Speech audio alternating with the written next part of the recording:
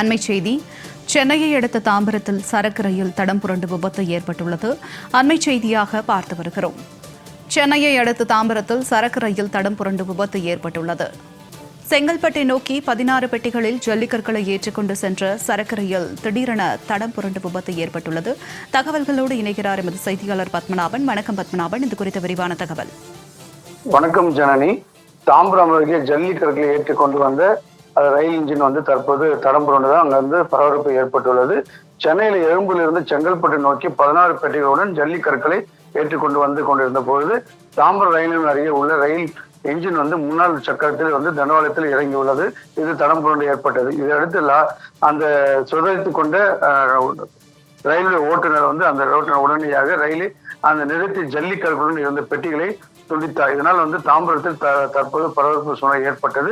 பின் அதிகாரிகள் உடனடியாக இந்த ரயில் இன்ஜினை சரி செய்யும் பணியில் தற்போது ஈடுபட்டு வருகின்றனர். மேலும் எழும்பிலிருந்து செங்கல்பட்டு வரை தண்டவாளத்தில் உள்ள ஜல்லிக்கல் கற்களை அப்புறப்படுத்துவது, புதிய ஜல்லி கற்களை மாற்றுவதற்கான ரயில் பெட்டிகளில் கொண்டு வரப்பட்ட போதுதான் இந்த விபத்து ஏற்பட்டதாக ரயில்வேகள் தெரிவிக்கின்றனர். ஆனால் இந்த மற்ற ரயில்கள் வருவதற்குள்ள இந்த தடம் புரண்டதால் மற்ற ரயில்கள் சேவை பாதிப்படையவில்லை. உடனடியாக ரயில்வே துறை அதிகாரிகளும் மற்றும் தாம்பரம் ரயில்வே போலீசாரும் அந்த பகுதிக்கு விரைந்து தற்போது அந்த சரி செய்யும் பணியில் தற்போது ஈடுபடுகின்றனர். இதனால் பெரிய விபத்து தவிர்க்கப்பட்டது.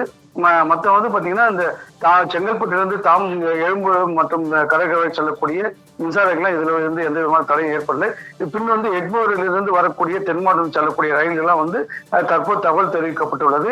இந்த ரயில் இன்ஜின் தற்போது மாற்றம் செய்யப்பட்டு அந்த இன்ஜினை அப்புறப்படுத்தப்பட்டு இந்த தடம்புற ரயிலை உடனடியாக சரி செய்து தீவிரமாக ரயில்வே போலீசாரும் மற்றும் அதிகாரிகளும் ஈடுபட்டு வருகிறார். இதனால் அந்த ரயில் நிலையத்தில் தற்போது பரபரப்பான சூழ்நிலை காணப்பட்டது.